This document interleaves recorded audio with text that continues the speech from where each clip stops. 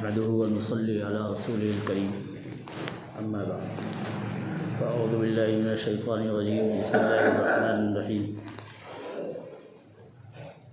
يا بني إسرائيل اذكروا نعمتي التي أنعمت عليكم وأوفوا بعهدي أوف بعهدكم وإياي فاتقون صدق اللہ العظیم۔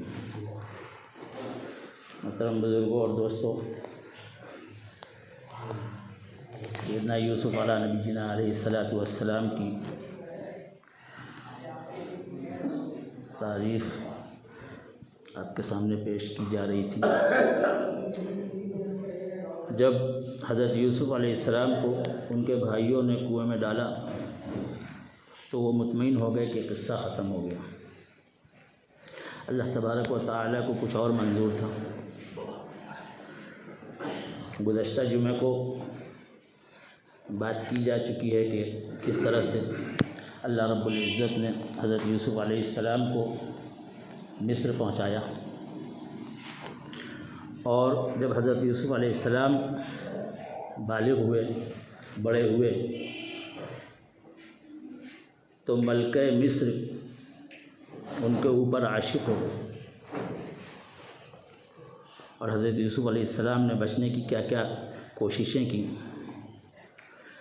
یہاں پر آ کر کے بات ختم ہوئی تھی۔ ادھر حضرت یعقوب علیہ السلام کو اللہ تبارک و تعالی نے یہ اشارہ دے دیا تھا کہ آپ کا بیٹا زندہ ہے اور ایک دن آپ کی اس سے ملاقات ہوگی۔ تو حضرت یعقوب علیہ السلام اپنے بیٹے کے لیے دعائیں کرتے تھے کہ اللہ میرے بیٹے کی حفاظت کیجیے۔ اور ہم لوگ عام طور سے یہ سمجھتے ہیں کہ سب سے اہم حفاظت یہ ہے کہ بیماری نہ ہو، پریشانی نہ ہو، بھوک و پیاس نہ ہو، پڑھائی میں فیل نہ ہو۔ یہ بھی اللہ کی نعمتیں ہیں، لیکن سب سے اہم نعمت یہ ہے کہ اللہ ہمارے بچوں کو گناہوں سے بچائے، جہنم سے بچائے۔ اور حضرت یعقوب علیہ السلام اللہ کے نبی تھے، تو وہ جب دعا کرتے ہوں گے اپنے بچے کے لیے، تو وہ تو یہی دعا کرتے ہوں گے نا کہ اللہ ہمارے بچے کو گناہوں سے بچا کر کے رکھیے گا، جہنم کے راستے سے بچا کر کے رکھیے گا۔ یہ جو بڑوں کی دعائیں ہیں یہ ہماری حفاظت کرتی ہیں۔ اللہ تبارک و تعالی ہم سب کو اپنے بڑوں کی دعائیں نصیب کریں، اور جو بڑے ہمارے ہیں اللہ ان کے سائے کو دیر تک قائم اور دائم رکھیں۔ تو حضرت یعقوب علیہ السلام کی دعائیں کام کر رہی تھیں۔ حضرت یوسف علیہ السلام اس عورت کی بدلی ہوئی نگاہوں کو بھاپ چکے تھے، سمجھ گئے تھے، کوشش کرتے تھے، کترا جاتے تھے۔ عورت کو اس بات کا اندازہ ہو گیا کہ یوسف مجھ سے کترا رہے ہیں، تو اس کو غصہ آیا، اچھا یوسف مجھ سے کترا رہے ہیں، بجائے اس کے کہ وہ نادم ہوتی، شرمندہ ہوتی کہ میں غلط ہوں، یہ بچہ شریف ہے، متقی اور پرہیزگار ہے، گناہ سے بچنا چاہتا ہے، اس نے اپنی انا کا مسئلہ بنا لیا، دیکھتی ہوں میں کیسے یہ بچتا ہے گناہ سے۔ اب حضرت یوسف علیہ السلام تو غلام تھے اور وہ مالکہ تھی۔ ایک روز اس عورت نے حضرت یوسف علیہ السلام کو اپنے بیڈ روم میں بلایا، اور اندر آنے کے بعد جب حضرت یوسف اندر آئے تو اس نے اندر سے کنڈی لگا لی، اور کنڈی لگا کر کے تالا لگا دیا۔ اس کے بعد گناہ کی دعوت دی۔ اللہ اکبر،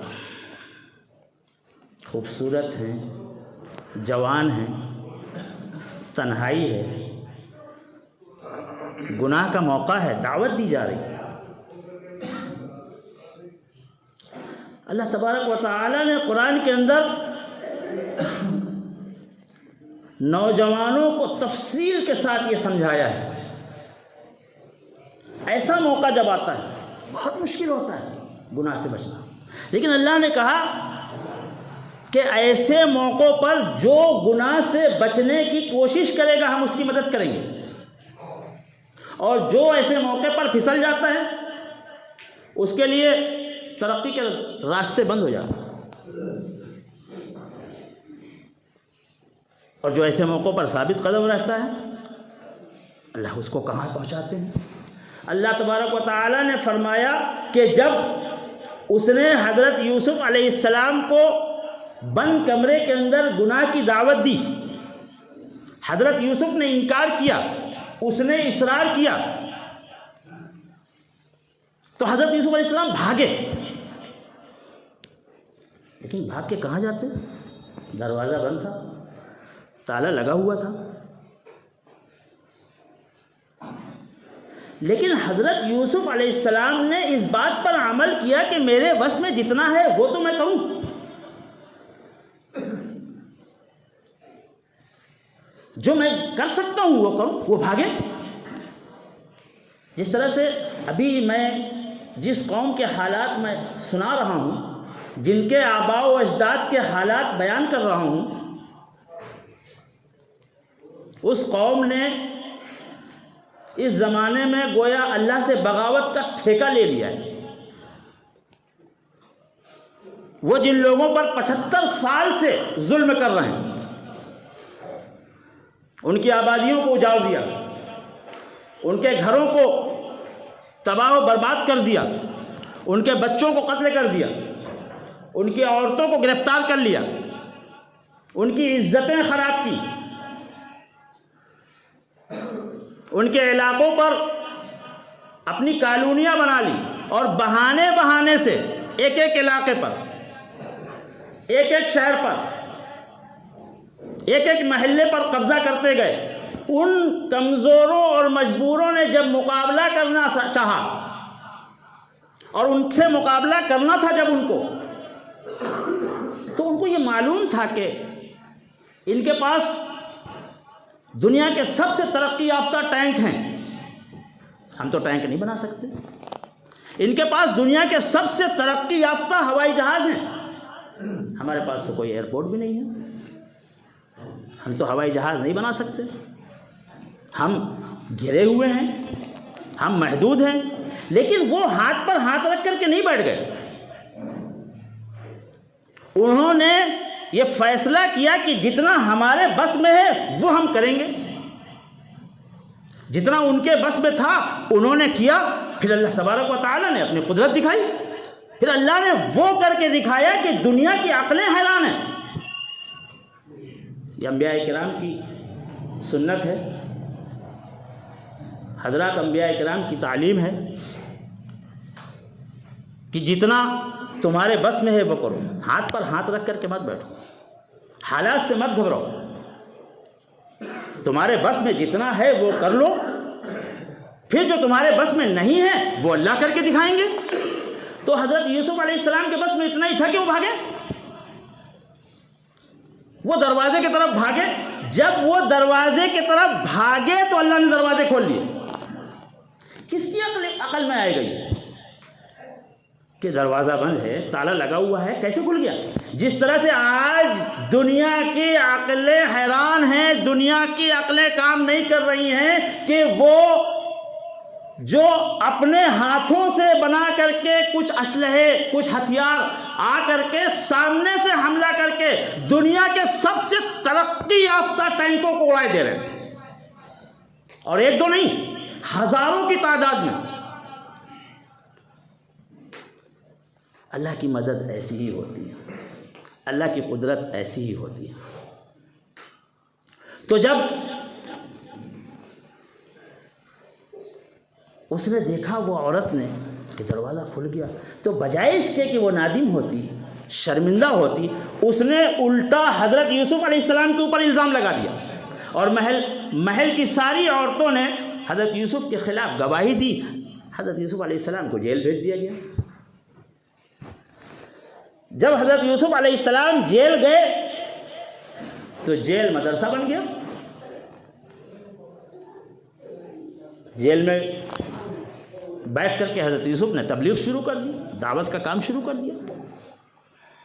اب جیل میں قیدی ہیں، کوئی چور ہے، کوئی ڈاکو ہے، کوئی ظالم ہے، کوئی زانی ہے۔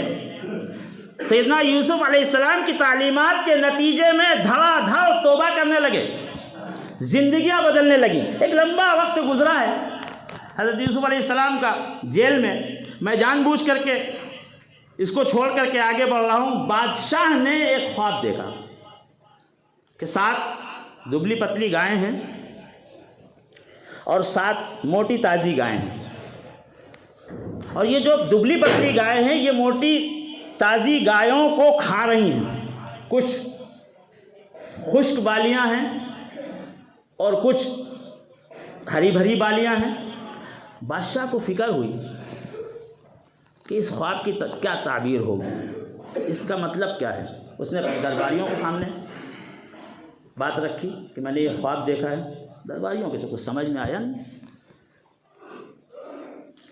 بادشاہ کا جو خادم خاص تھا، اس نے جب بادشاہ کی پریشانی دیکھی تو وہ بادشاہ بے چین تھا کہ کوئی پریشانی تو نہیں آنے والی، کوئی مصیبت تو نہیں آنے والی۔ اس نے کہا، وہ جو خادم خاص تھا وہ کسی زمانے میں جیل میں تھا، اور اس نے جیل کے اندر ایک خواب دیکھا تھا کہ میں بادشاہ کو شراب پلا رہا ہوں اپنے ہاتھ سے بنا کر کے۔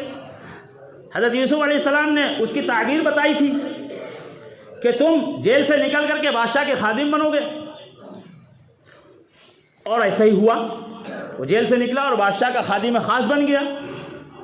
اس نے بادشاہ سے کہا کہ حضور، جیل میں ایک اللہ کے بہت نیک بندے ہیں، میں جب جیل میں تھا تو میں نے ایک خواب دیکھا تھا اور ان سے خواب کی تعبیر پوچھی تھی۔ انہوں نے جو خواب کی تعبیر بتائی تھی وہ لفظ بلفظ پوری ہوئی تھی۔ اگر آپ اجازت دیں تو میں جا کر کے ان سے آپ کے خواب کی تعبیر پوچھوں۔ بادشاہ نے کہا ابھی جاؤ، فوراً جاؤ، جیلر کو حکم ہوا فوراً جیل کھولو۔ اس نے جا کر کے حضرت یوسف علیہ السلام کو بتایا کہ میرے بادشاہ نے یہ خواب دیکھا ہے۔ انہوں نے کہا اپنے بادشاہ سے جا کر کے بتا دینا کہ اس خواب کی یہ تعبیر ہے کہ بہت خطرناک 7 سال آنے والے ہیں۔ 7 سال ایک دانہ نہیں پیدا ہونے والا، خطرناک قحط پڑنے والا ہے۔ اس سے پہلے 7 سال بہت اچھی فصلیں ہوں گی، اور یہ جو فصل ہوگی 7 سال اس کی حفاظت کرنا ہوگا۔ اس 7 سال کے غلے کو 14 سال تک چلانا ہوگا۔ بادشاہ نے کہا اچھا، ہمارے ملک میں اتنا سمجھدار، اتنا عقل مند بھی کوئی بندہ ہے؟ فوراً نکال کے لاؤ اس کو۔ جیل سے رہائی کا آرڈر کیا۔ حضرت یوسف علیہ السلام نے کہا نہیں، میں اس طرح سے باہر نہیں نکلوں گا، پہلے میری فائل کھلوائی جائے، پہلے یہ طے کیا جائے کہ میرے اوپر جن لوگوں نے الزام لگایا تھا میں مجرم تھا یا وہ مجرم ہے، انہوں نے جھوٹا الزام لگایا تھا۔ بادشاہ نے حضرت یوسف کو بلایا، ان ساری عورتوں کو اکٹھا کیا اور انکوائری کا آرڈر دے دیا، پورا کیس کھولا جائے۔ اب وہ عورتیں گھبرا گئی کیونکہ وہ جانتی تھی کہ یوسف بے قصور ہے۔ انہوں نے کہا کہ ہم نے جھوٹی گواہی دی تھی ملکہ کے کہنے پر، ہم مجرم ہیں، یوسف بے قصور ہیں۔ یہ حضرت یوسف علیہ السلام کے واقعے کو دیکھ کر کے آج کے حالات کو دیکھیں۔ یوسف علیہ السلام کو گنہگار بنایا گیا تھا، یوسف علیہ السلام گنہگار نہیں تھے، ان کو گنہگار بنایا گیا تھا اور اس کا خوب پرچار کیا گیا تھا، خوب تشہیر کی گئی تھی۔ بالکل یہی ہو رہا تھا 75 سالوں سے۔ ان کمزور اور بے بس لوگوں پر 75 سالوں سے روزانہ ان کی پٹائی ہو رہی تھی، روزانہ ان کو مارا جا رہا تھا، اور تشہیر یہ کی جا رہی تھی عالمی میڈیا اور پوری دنیا کے میڈیا کے ذریعے سے کہ یہی ظالم ہے، یہی ظلم کرنے والے ہیں۔ اللہ تبارک و تعالیٰ نے اس حقیقت کو کھول دیا، دنیا کو پتہ چل گیا کہ کون ظالم ہے اور کس کے اوپر ظلم کیا جا رہا ہے۔ یہ کامیابی تھی حضرت یوسف علیہ السلام کی۔ تو ان عورتوں نے اقرار کیا کہ ہم مجرم ہیں، یوسف بے گناہ ہیں۔ حضرت یوسف علیہ السلام کا بڑا دل، انہوں نے کہا کہ اب میں ان سب عورتوں کو معاف کرتا ہوں، اور اگر یہ سچے دل سے توبہ کر لیں تو مجھے امید ہے کہ اللہ بھی ان کو معاف کریں گے۔ حضرت یوسف علیہ السلام نے کہا کہ میں نے تو یہ کیس اس لیے کھلوایا تھا کہ بادشاہ کو پتہ چل جائے کہ میں بے گناہ ہوں. ایسا نہ ہو کہ بادشاہ یہ سمجھے کہ ہے تو مجرم لیکن آج یہ ہمارے کام کا ہے اس لیے اس کو معاف کر دیا جائے. جیسے ہمارے یہاں روز ہوتا ہے، اعلان ہوتا ہے فلاں پارٹی سب سے بڑی کرپٹ ہے، فلاں لیڈر سب سے بڑا کرپٹ ہے.